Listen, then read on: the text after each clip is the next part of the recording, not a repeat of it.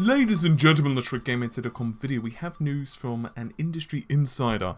Now, his name is Tidux, and he has a reasonably good history regarding leaks and other information on the next generation consoles, as well as what's going on in the industry. Obviously, his record is not 100%, but he's been right more often than wrong, which is a fairly good indication. Anyway, I've done this in an article if you so desire to check it out, but we're going to cover it mostly in the video anywho. So, Tidux has revealed that the 2.04 firmware update for the PS4 is most likely not going to just be specifically for us as users, but is also going to have quite a lot of nuggets that are inside for developers. In fact, the firmware and SDK updates do quite a lot of shyness. He's not stating what they are exactly, he's being a little cagey, but what he says is that Sony believes that there is no profit in talking about it officially, in other words the performance update, and then suddenly they must prove the performance update. In other words, if you were to say to the users, hey, we've released this performance update and now the PS4's GPU performs 10% better, now the users are going to say, well, where's my frame rate improvements, or I want better graphics, or what have you. You've basically set a desire and an expectation from users. So in other words, he's saying that Sony are preferring to just keep this stuff internal. And indeed, Sony has, and I quote, a list of what people, in other words we, developers he's referring to, want. And there was also a small list of new features many didn't actually think of. So in other words, some lists of features the developers themselves didn't actually request, but Sony have added those in. Now, quite what those performance improvements are is a bit of a mystery. Tidux says that there's got a lot of questions, and he's got some questions, but at the moment he can't answer a lot of them because he doesn't want to get in trouble. But he says he's going to try and answer some on Twitter.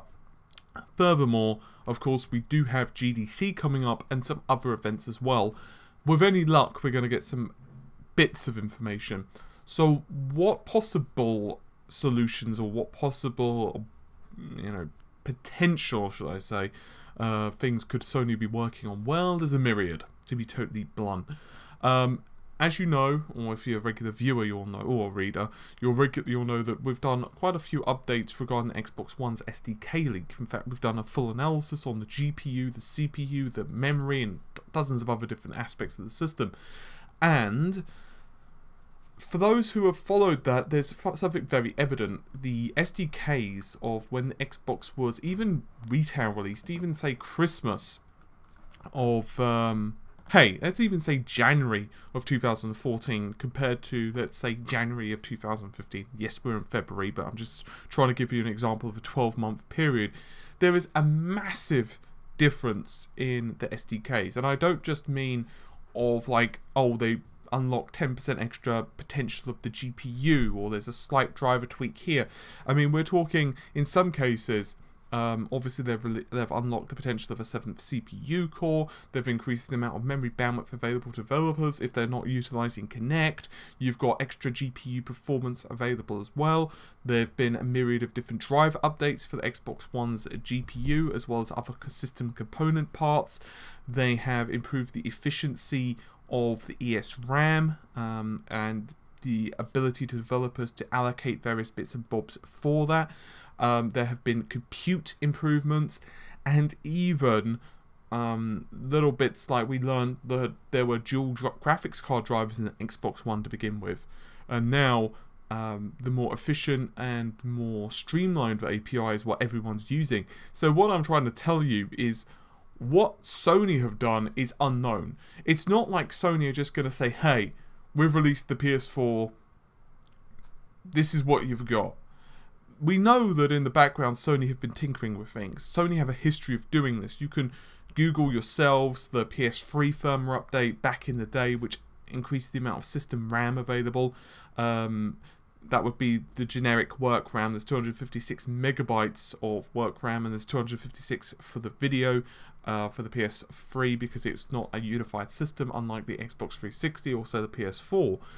But Sony basically reduced the memory allocation for the operating system and allowed developers to have a lot more system available.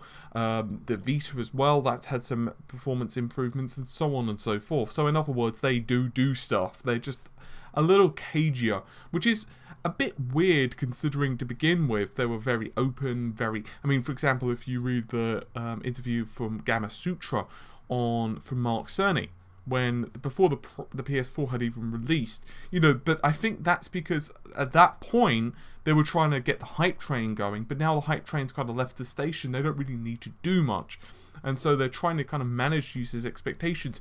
But what could it be? It could be a billion things. It's probably improvements to the, you know, graphics API. There's probably small bug fixes as well. There's probably improvements to, you know, the monitoring and the development of the system. So in other words, you know, bug fixing and bug trackers and that type of stuff, and maybe CPU performance profiles or GPU or memory bandwidth performance profilers. There might be improvements to, you know, the operating system itself. Who knows? They might have even shrunk the memory footprint, for all we know. Hell, for all we know, they've unlocked another CPU core. I'm not saying they have, and I'm not trying to say this is what Tidux has suggested. I'm just saying that we don't really know what these performance improvements are that Sony have done under the hood. And Microsoft and Sony both have a very talented group of guys and girls working for them, and so we know that, you know, Sony are not just going to say, hey, Microsoft, get all of the, you know, all of the performance bonuses, we're just going to stay how we are. Of course not. Just like how you've got AMD and Nvidia both putting out graphics card drivers. So in other words, free, you know, if you were to get the 300 version of the GeForce drive, and then you upgrade to the 304 or the, you know, what have you, every version of that has something different.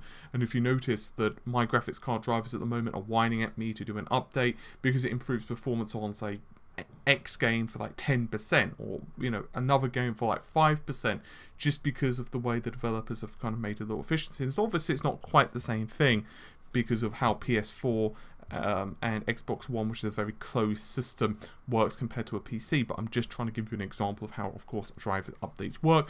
Not that many of you need it anyway, you're probably quite well versed in that. But, as I said, exciting stuffs, I think. But, with that said, hopefully you've enjoyed the video. I'll see you soon. Take care. Bye for now.